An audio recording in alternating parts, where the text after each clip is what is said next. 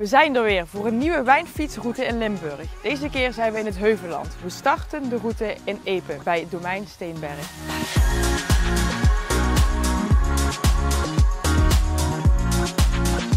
Mark, prachtig wijndomein op een prachtige locatie. Hoe is dat hier zo terechtgekomen?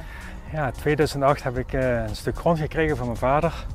Hier was vroeger landbouwgrond van zijn ouders weer en dat is allemaal verdeeld geworden. En ik heb een stuk grond gekregen. En ik kom uit de horeca, ben gek op wijn en ik dacht laten we hier eens proef draaien met wat wijn in Limburg. Dus zo is het eigenlijk ontstaan. Je bent zelf kok, want je zegt zelf wat horeca en kok. Ze zeggen wijn maken, dat lijkt een beetje op koken, maar dan anders? Ja, het lijkt er een beetje op, maar je moet wel een beetje de chemische regels volgen. Want wijn maken, dat doe je niet zomaar eventjes. Daar komt best wel wat bij kijken. Daar hebben we ook goede hulp bij gehad. En nu doen we het helemaal zelf en dat is heel erg leuk. Ja. Bijzondere wijn, want het terroir hier is ook bijzonder. Als ik me niet vergis, dat komt ook terug in de naam van het domein. Ja. Hij heet niks voor niks, domein Steenberg, want hier heet het van oudsher Steenberg.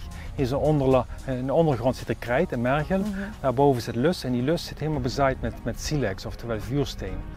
En dat is ook bekend uit de Loire, waar de Pouilly-Fumé vandaan komt. Die hebben dezelfde grond en die stenen geven ook het terroir hier aan onze druiven. En hoeveel flessen wijn worden er dan elk jaar ongeveer gewonnen op dit stukje grond? Dat ligt er aan, maar rond de 4000 flessen hebben. Dus het is niet zoveel. We plukken ook een heleboel uit. We willen gewoon hele goede wijn maken en daar moet je best wel wat voor doen. En dan kun je niet meer helemaal vol laten hangen met druiven. Dus we laten de mooiste druifjes hangen en dat wordt onze wijn.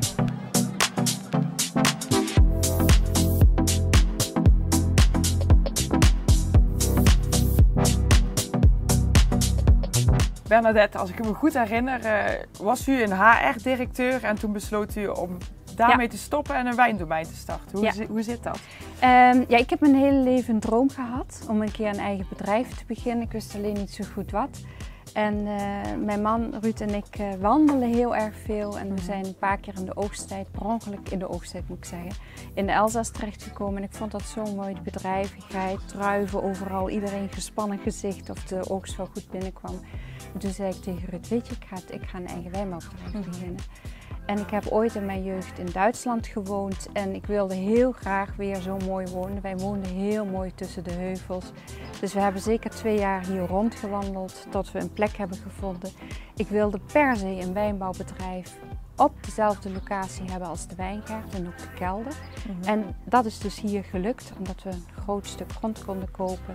Dus we hebben hier zowel de wijngaard zoals je ziet. We hebben onder het hele gebouw de kelder, we hebben hier de proeflokalen en het terras buiten.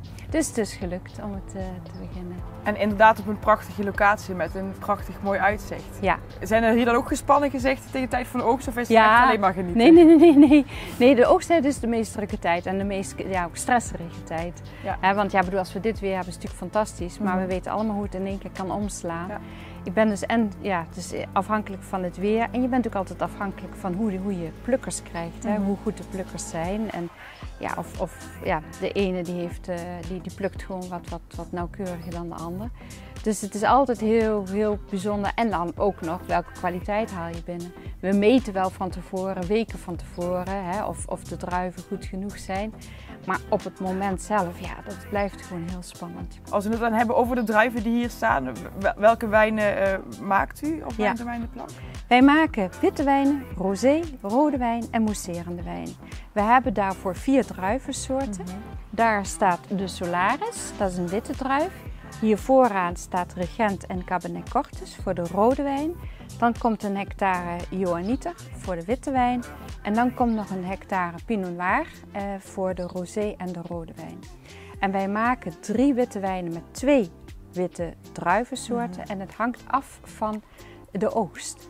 De ene keer heb je gewoon wat hele goede Solaris. En dan kunnen we niet twee zeg maar de Johanniter en de Select maken. Dan moeten we gewoon een hele andere wijn maken en dat wordt dan de Soleil. Dus in een heel goed jaar maken we de Soleil de Plank. En alleen de Solaris uitgegist heeft dan soms al 15% alcohol. Dus zo kijken we elk jaar een beetje welke wijnen, wat de beste combinaties van Het is altijd een beetje puzzelen aan het einde. Ja, elke keer wel. Ja.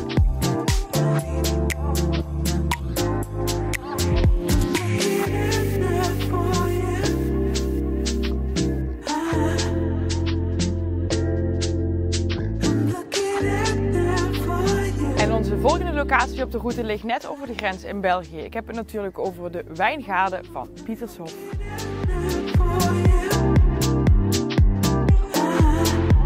Albert, u was, of eigenlijk bent u nog steeds cardioloog, maar toch niet meer en u bent nu wijnboer. Hoe zit dat?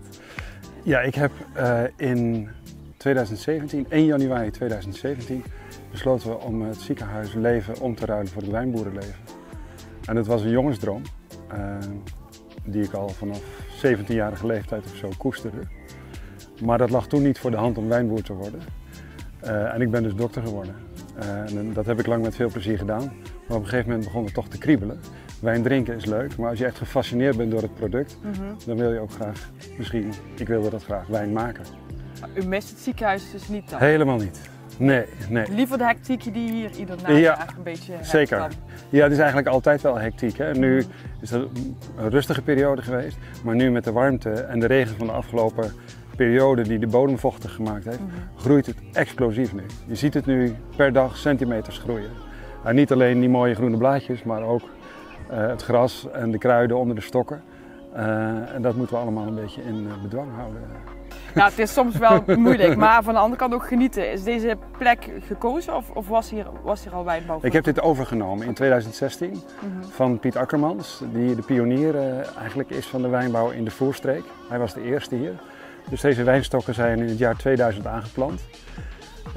En dat wilde ik ook graag. Ik wilde graag echt in volle start kunnen vertrekken.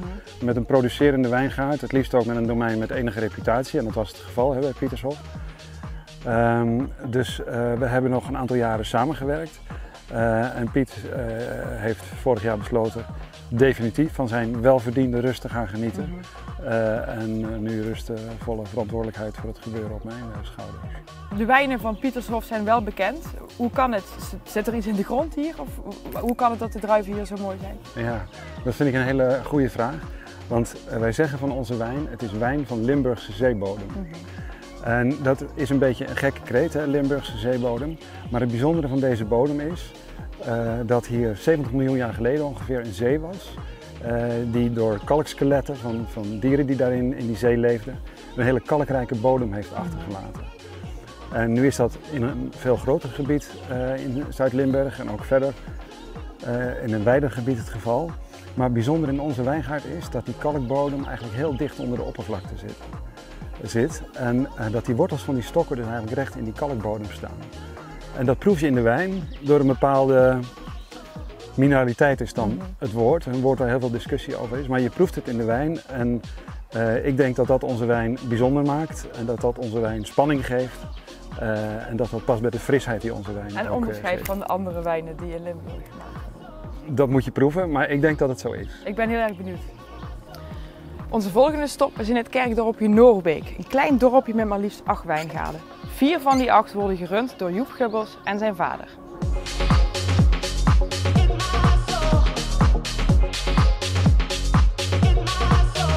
Joep, Noorbeek is maar een klein dorp, maar toch telt het dorp in totaal 8 wijndomeinen. Zit er hier iets bijzonders in de grond of hoe kan dat? Ik denk dat de ligging is gewoon sowieso uniek, maar ik denk gewoon dat ook het ondernemende wat wij in Noorbeek hebben. Deze 4 wijngaarden zijn van ons als wijndomein, maar er zijn nog 2 andere wijndomeinen hier in Noorbeek werkzaam. En er is een stokerij die sterkwater maakt, het Noorbeek sterkwater. Dus eigenlijk qua drank heb je in Noorbeek geen tekort? Nee, het enige wat we niet hebben is een bierbrouwerij, voor de rest hebben we alles. Komt dat nog. Je weet het nooit hier in Noorbeek. Dit is één van jullie 4 wijndomeinen dus. Hoe lang bestaat deze al? Deze wijngaard die bestaat uit 2004. Is aangeplant in 2004, zo moet ik het zeggen. Aangeplant door een groep vrienden, de wijnvrienden van Noorbeek. En uiteindelijk hebben wij deze als wijndomein een aantal jaren geleden overgenomen. En dit is een van onze 4, ja. En wat groeit hier dan zoal op dit stukje Noorbeek? Op deze plek groeit de Pinot Gris op deze wijngaard. En we hebben op andere 3 wijngaarden staat ook nog Chardonnay, ook nog Pinot Gris. En we hebben 1 wijngaard aangeplant om mousserende wijn te maken. Daar staat Pinot Meunier, Pinot Noir en Chardonnay. En waar kunnen de mensen die hier op vakantie komen die wijnen proeven of zelf kopen om in huis te Ze nemen? kunnen ze kopen hier in het dorp bij de slager en bij de VVV-winkel. En als je wil proeven bij de Noorbeekse restaurants, maar ook in Maastricht bij Mes Amis, Tout à fait en zelfs bij Margoreute in Da Vinci in Maasbracht. En daarmee is ook het rondje door het Heuvelland compleet. Wij sluiten af voor vandaag en we zien je de volgende keer weer terug. Proost! Gezondheid. Santé. Cheers!